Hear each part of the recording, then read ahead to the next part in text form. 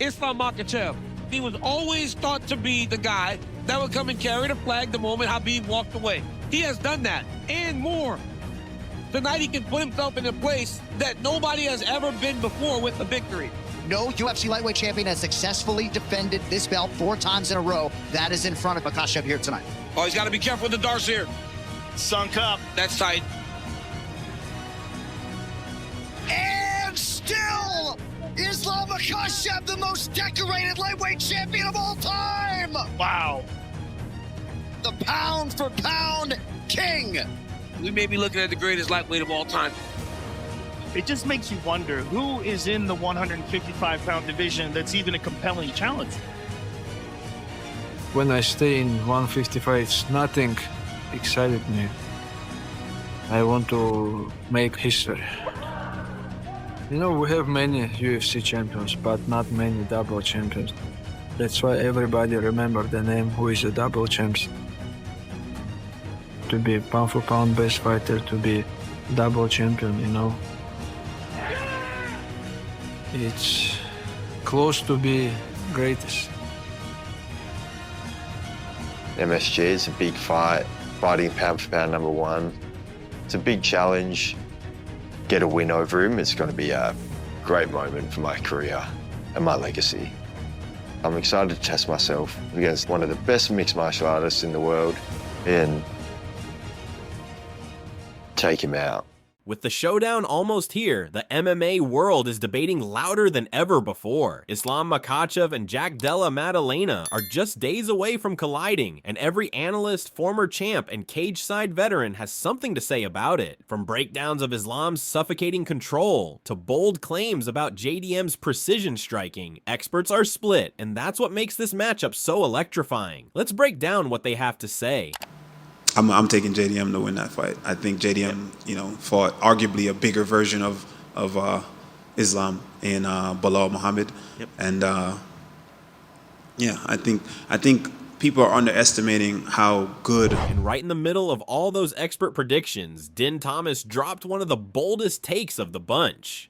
While most analysts are still leaning toward the champ, Din didn't hesitate. He's riding with Jack Della Maddalena. He knows the odds are still in Islam's favor, but he's convinced Jack's growth spurt under Craig Jones, paired with his already razor-sharp boxing, hits differently at this stage of his career. To Din, JDM's timing, confidence, and rapid evolution make him the guy who can flip the script when the cage door shuts. Or with the right hand. I know you're probably waiting for my pick, huh? I know the world is going to hate me, but I got to see it. Call it like I see it. You're going to get aggregated. I'm going with Jack. All right. I'm going with Jack. I do. Is Jack the favorite now? No, not last time I looked. Well, Did the odds just change? Last time I looked, Islam was a decent favorite. oh, really?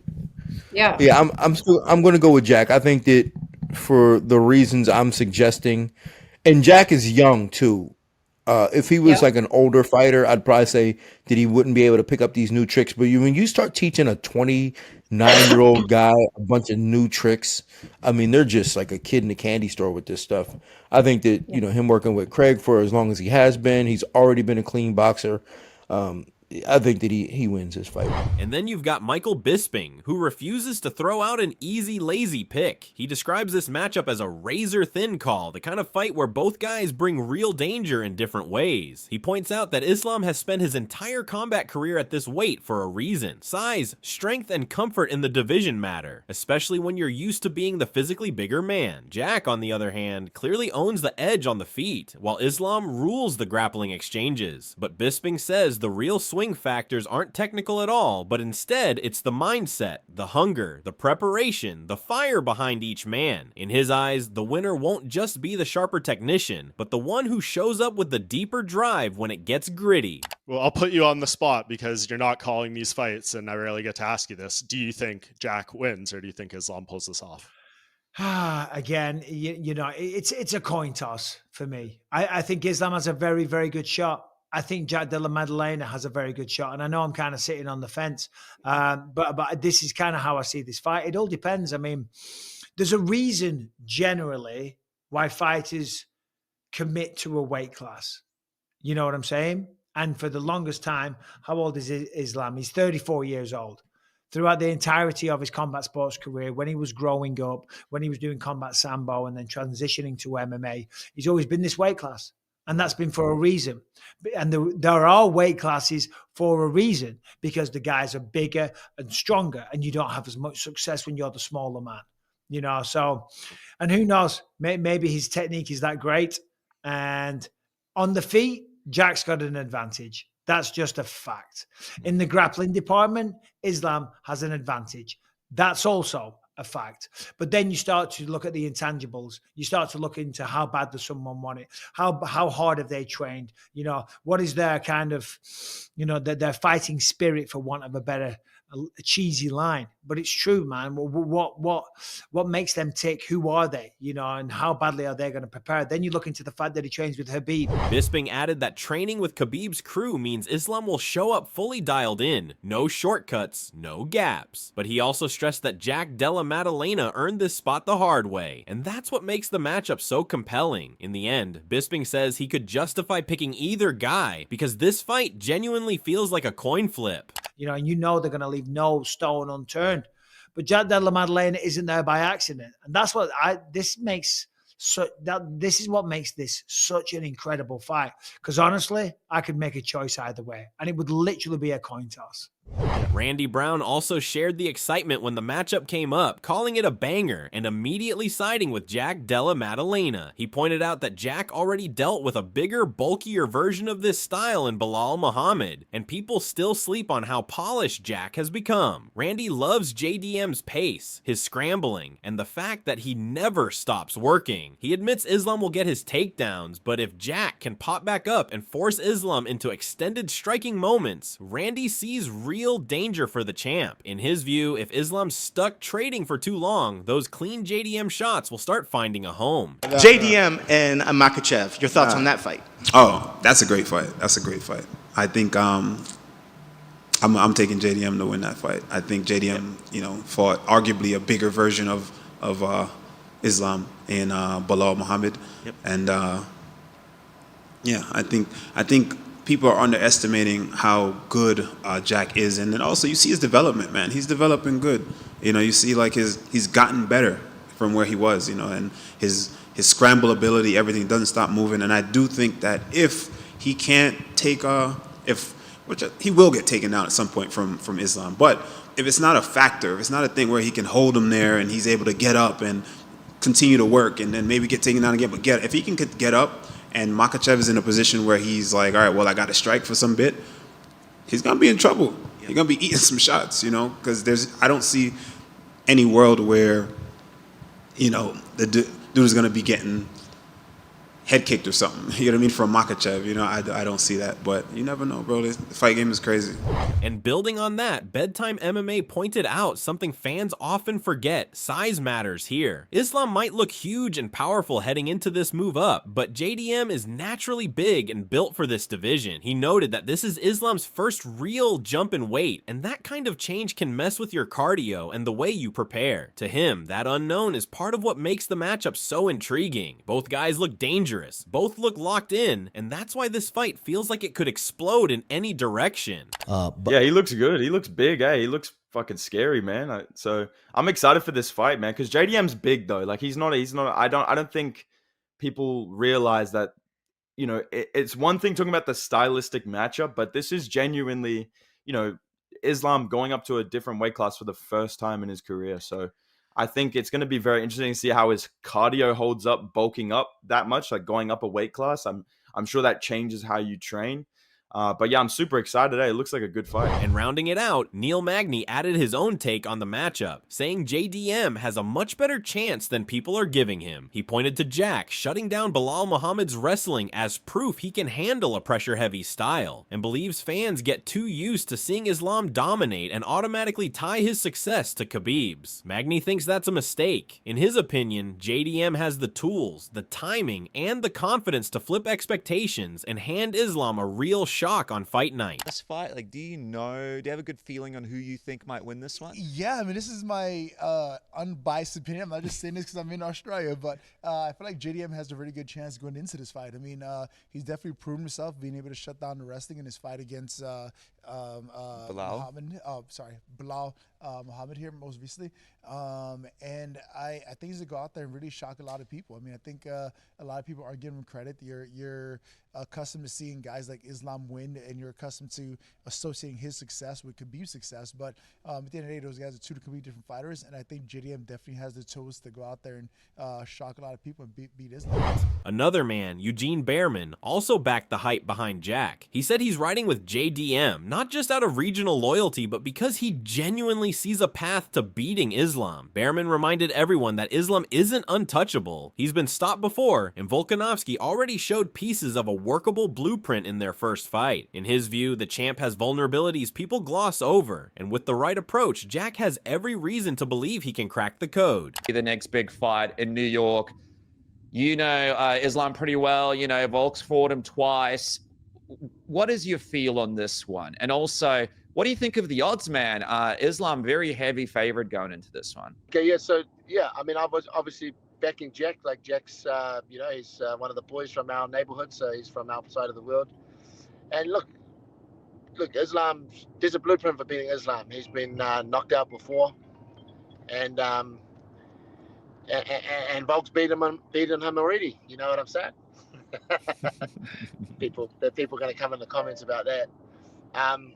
But yeah. Behrman went deeper, explaining that Islam's danger comes from his ability to snipe with single shots and control the pace. But if you force him into exchanges where he has to string combinations together, that's when cracks begin to show. He said high-level wrestlers often reveal their flaws when they're pressured into trading more than they want to, and that's exactly where Jack can find openings. Still, he acknowledged Islam's camp is sharp and fully aware of these tendencies, which is why executing that game plan won't be easy.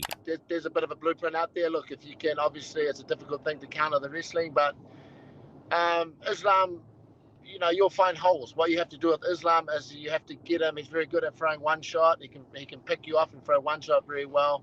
But you need to put Islam in a position where he has to fight to win the round, and that means he has to put 2 and 3 punches together. His vulnerabilities come when he has to fight with you and put 2 or 3 punches together. That's when the holes start appearing, and that's because you just, you know, like, yeah, you're a wrestler. Like, at a high level, the holes start really appearing when there's a lot of pressure, and you have to put 2 or 3 punches together to hang with the other person, and that's where Jack will find the vulnerabilities. But they know that, bro. They're a very smart team.